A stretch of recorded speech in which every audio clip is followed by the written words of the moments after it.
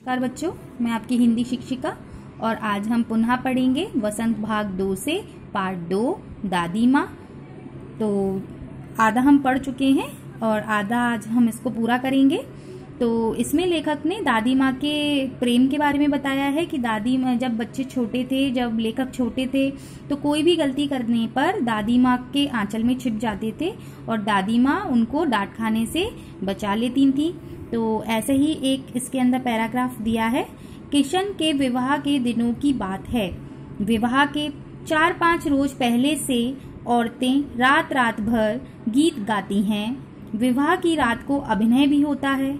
यह प्रायः एक ही कथा का हुआ करता है।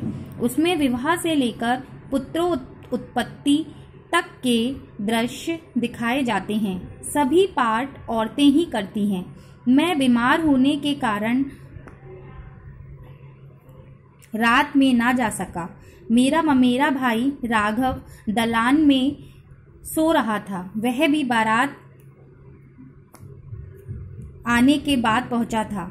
औरतों ने उस पर आपत्ति की।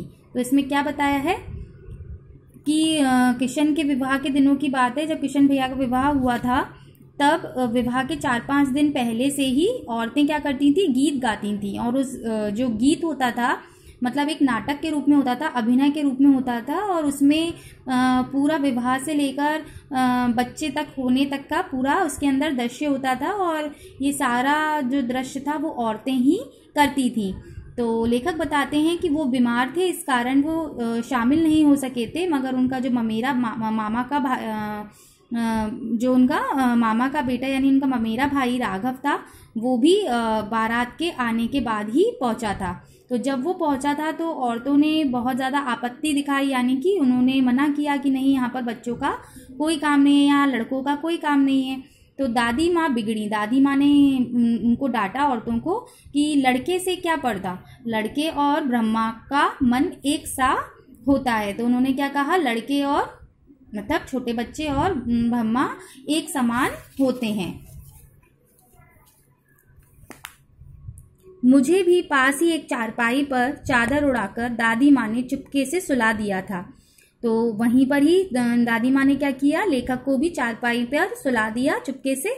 बड़ी हंसी आ रही थी। सोचा कहीं जोर से हंस दूं तो भेद खुल जाए तो निकाल बाहर किया जाऊंगा, पर भाभी की बात पर हंसी रुक ना सकी और भांडाफोड़ हो गया। देबू की माँ ने चादर खींच ली। कहो दादी, यह कौन बच्चा सोया है? बेचारा रोता है शायद, दूध तो पिला दूं। हाथापाई शुरू हुई। दादी माँ बिगड़ी, लड़के से क्यों लगती है? तो इसमें क्या बताया कि लेखक को भी वहीं पे सुला दिया था दादी माँ ने, मगर लेखक अपनी हंसी को रोक नहीं पाए थे क्योंकि वो तो सो ही नहीं रहे थे। और जब वो हंस पड़े तो उनका पूरा राज खुल गया कि बच्चे सो नहीं रहे हैं, वो सब कुछ सुन रहे हैं। तो जब औरतों ने इस पर आपत्ति जताई तब दादी माँ ने उनको शांत कर दिया और मना कर दिया कि बच्चों पे क्यों बिगड़ती हो, यानी बच्चों को क्यों डांटती हो। सुबह रास्ते में देबू की माँ मिली। कल वाला बच्चा भाभी। मैं वहां से जोर से भागा और दादी माँ के पास जा खड़ा हुआ। वस्तुतः किसी प्रकार का अपराध हो जाने पर जब हम दादी माँ की छाया में खड़े हो जाते, अभयदान मिल जाता। तो इसमें क्या बताया कि जब अगले दिन देबू की माँ मिली तो लेखक ने उनको चिढ़ाया और चिढ़ाकर तुरंत ही दादी माँ की छाया में मतलब दादी माँ के पास दादी माँ के पीछे जाके खड़े हो गए, क्योंकि दादी माँ उनको डांटने और पिटने से बचा लेती थी। स्नेह और ममता की मूर्ति दादी माँ की एक एक बात आज कैसी कैसी मालूम होती है। परिस्थितियों का वात्या चक्र जीवन को सूखे पत्ते जैसा कैसा नचाता है, इसे दादी माँ खूब जानती हैं। इस पैराग्राफ में दादी माँ की परिस्थिति के बारे में बताया है कि दादी माँ जो थी वो कैसी थी, स्नेह और ममता से भरी हुई थी और उनकी एक एक बात लेखक को आज सारी बातें मालूम है, आज कैसी कैसी मालूम होती हैं, ये सब उनको पता था। वो क्या बताती हैं, लेखक क्या बताते हैं, परिस्थितियों का वात्या चक्र मतलब बवंडर, मतलब जब परिस्थितियां हमारे अनुकूल होती हैं, हमारे अनुकूल मतलब जब हमारे जीवन में सुख भी आते हैं और दुख भी आते हैं, तो ऐसी ही दादी माँ को भी जो परिस्थितियों का जो वात्या चक्र है, जो बवंडर है सुख दुख आने का, इसे दादी खूब जानती हैं। दादा की मृत्यु के बाद से ही वे बहुत उदास रहती।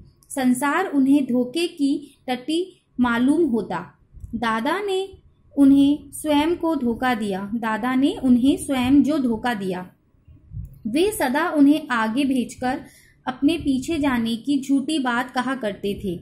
वो क्या बताती हैं कि जब दादाजी की मृत्यु हो गई थी तो दादी माँ जो थी वो बहुत ज़्यादा दुखी रहने लगी थी। क्यों? क्योंकि उनको जो पूरा संसार था वो धोखा देने वाला लगने लगा था।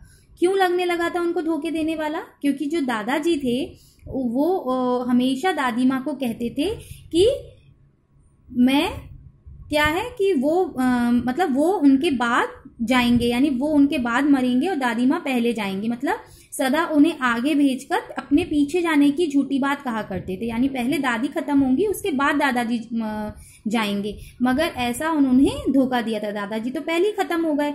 तो इसलिए उनको दादा ने उन्हें स्वयं जो धोखा दिया था, इस बात में उन्होंने ये कहा है। दादा की मृत्यु के बाद कुकर मुत्ते की तरह बढ़ने वाले, मुंह में राम बगल में छुरी वाले दोस्तों की शुभ चिंता ने स्थिति और भी डावाडोल कर दी थी। वो बताती हैं कि जब दादाजी खत्म हो गए तो मुंह में राम बगल में छुरी, यानी कि मुंह पे मीठा बोलने वाले और पीठ पीछे बुराई करने वाले ऐसे लोगों ने, ऐसे शुभचिंतक जो दादाजी के मित्र थे, उन्होंने जो स्थिति थी वो और भी खराब कर दी थी। दादा के श्राद्ध में दादी माँ के मना करने पर भी पिताजी ने जो अतुल्य संपत्ति व्यय की, वह घर की तो थी नहीं।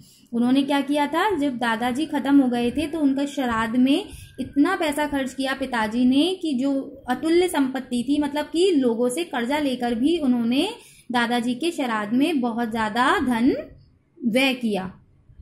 दादी माँ अक्सर उदास रहा करती। माघ के दिन थे, कड़ाके का जाड़ा पड़ रहा था। पछुआ का सन्नाटा और पाले की शीत हड्डियों में घुसी पड़ती। शाम को मैंने देखा दादी माँ गीली धोती पहने कोने वाले घर में एक संदूक पर दिया जलाए हाथ जोड़कर बैठी हैं। उनकी स्नेह कातर आंखों में मैंने आंसू कभी नहीं देखे थे। मैं बहुत देर तक मन मारे उनके पास बैठा रहा। उन्होंने आंखें खोली। दादी माँ, मैंने धीरे से कहा। तो लेखक क्या बताते हैं, दादी माँ बहुत ज़्यादा उदास रहने लगी थी। एक दिन जब माघ के दिन थे, माघ यानी कि जब बहुत ज़्यादा ठंड के दिन होते हैं, दिसंबर जनवरी में बहुत ज़्यादा ठंड के दिन होते हैं, तब कड़ाके का जाड़ा पड़ता है, यानी कि बहुत ज़्यादा ठंड पड़ती है। शीत हवाएं चलती हैं, ऐसे जो जिसमें हड्डियों में जो ठंडी ठंडी हवाएं होती हैं वो घुसने लगती हैं। ऐसी एक शाम को लेखक ने देखा कि दादी माँ ने क्या किया है, गीली धोती पहनी हुई है और कोने वाले घर, यानी एकदम कोने वाले कमरे में क्या कर रही हैं, वो एक संदूक पर दिया जलाकर और हाथ जोड़कर बैठी हैं। और उनकी जो स्नेह कातर, यानी कि स्नेह से भरी आंखों में, दुखी आंखों में उनके आंसू क्या हो रहे हैं, आंसू कभी नहीं देखे थे, यानी कि उनकी आंखों से क्या निकल रहे हैं, आंसू निकल रहे हैं, जो लेखक ने कभी नहीं देखे थे निकलते हुए। मैं बहुत देर तक मन मारे उनके पास बैठा रहा। वो बहुत देर तक चुप होकर उनके पास बैठे रहे और जैसे ही दादी माँ ने आंखें खोली तो लेखक ने बहुत धीरे से कहा, दादी माँ। तो दादी ने क्या कहा, क्या है रे, तू यहाँ क्यों बैठा है? दादी माँ, एक बात पूछूं, बताओगी ना? मैंने उनकी स्नेहपूर्ण आंखों की ओर देखा। दादी माँ से वो बोलते हैं लेखक कि मैं आपसे एक बात पूछूंगा तो आप मुझे बताओगी? क्या है, पूछ। तुम रोती थी? दादी माँ मुस्कुराई। पागल, तूने अभी खाना भी नहीं खाया ना। चल धोती तो बदल लो दादी माँ, मैंने कहा। तो जब लेखक ने दादी माँ से पूछा, क्यों दादी माँ आप रोती हो, तो दादी माँ मुस्कुराई और उन्होंने उस बात को वहीं ख़त्म करते हुए लेखक से कहा कि तूने अभी तक खाना नहीं खाया, चल यहाँ से। तो लेखक उनसे क्या कहते हैं कि पहले गीली धोती बदल लो। मुझे सर्दी गर्मी नहीं लगती बेटा, वे मुझे खींचती रसोई में ले गए। तो दादी माँ ने उनको मना कर दिया और उन्होंने बोला कि मुझे सर्दी गर्मी नहीं लगती, और उनको जल्दी से खींचकर कहाँ ले गई, रसोई घर में ले गई। सुबह मैंने देखा चारपाई पर बैठे पिताजी और किशन भैया मन मारे कुछ सोच रहे हैं। दूसरा चारा ही क्या है, बाबू बोले। रुपया कोई देता नहीं, कितने के तो अभी पिछले भी बाकी हैं। वे रोने रोने से हो गए।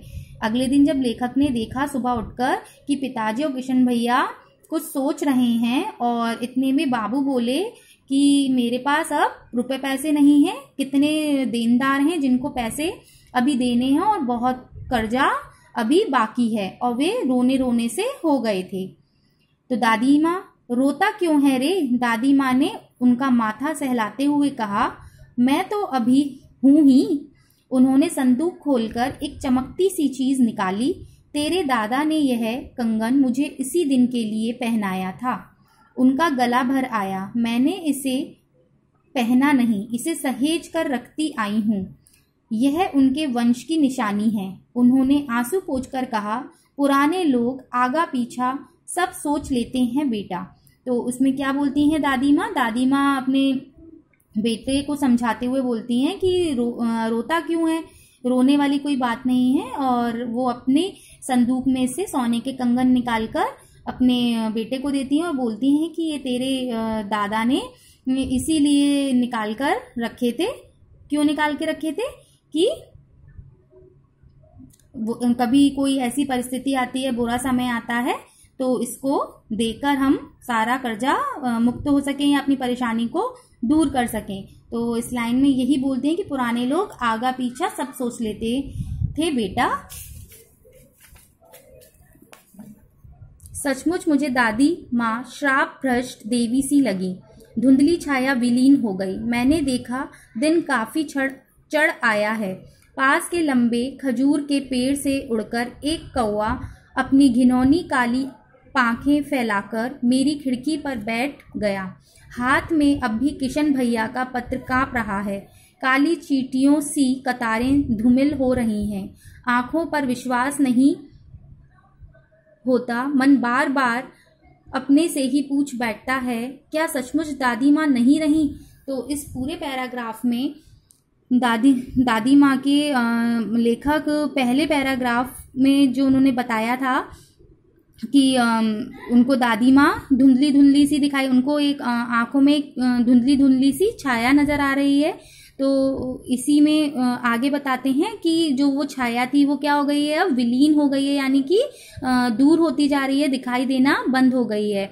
और मतलब जो सुबह बहुत हो गई है, मतलब कि दिन चढ़ाया है, यानी कि सुबह का समय निकल गया है। और अभी भी उनके हाथ में किसका पत्र है?